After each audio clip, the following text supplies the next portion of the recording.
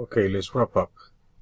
We were talking about Egypt and the importance that Egypt has in the imagination, in the thought, the formation of the Bible. Many of the institutions of ancient Israel are connected deeply to Egypt. Of course, you may recall that even the founding story of the nation of Israel has to do with Egypt, as the ancient Israelites saw themselves as having been slaves in Egypt and being delivered from there by the goodness of God. Egypt began as a coalition of small districts around the closing of the 4th millennium BCE, and then eventually it evolved into a united kingdom that ruled for 2 millennia. And finally, to close that slide, I say that many Egyptian traditions and cultural practices, such as circumcision, were adopted by the Israelites.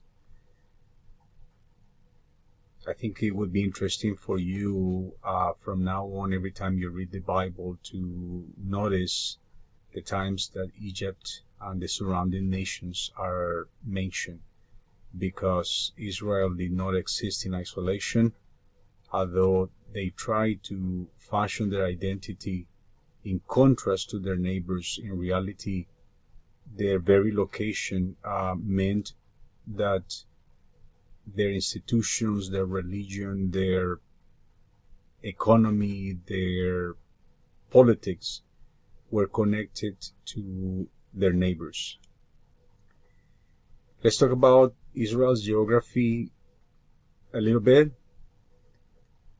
As I suggested in the previous slide, Israel's geography had an impact on its history. Israel is like is sandwiched in between Mesopotamia, the great powers that emerged in Mesopotamia. Here we can speak of the Assyrians, the Babylonians, later the Persians, and then the superpower of Egypt in the ancient world. Israel was always a smaller kingdom that depended on the whims of the powerful nations and rulers that surrounded it. And that is why we can say that Israel only enjoyed brief periods of national unity and political independence. And from their numerous defeats by their more powerful neighbors, an identity, a self-awareness of suffering emerged in the Bible, one that has heavily influenced the biblical documents, the awareness that they are persecuted, that they are besieged by their powerful neighbors, and that their only hope really is in the goodness and the deliverance that only God can bring. Let's talk about the geography proper. The territory of Palestine, where Israel is located, is smaller than the state of New Jersey. Nevertheless, it presents interesting diversity. It contains 4 distinct regions. It contains a coastal plain, very small, but Israel sits on the eastern edge of the Mediterranean. It has important ports. Of course, Israel had its neighbors, the interesting and powerful navy of the Phoenicians, who actually were amazing seafarers, sea traders in antiquity. Then we have in Palestine, there is a series of ridges that consist of limestone. Then we have a fertile area in the north, in what the Bible calls the Galilee, that runs east-west, both in antiquity as well as today.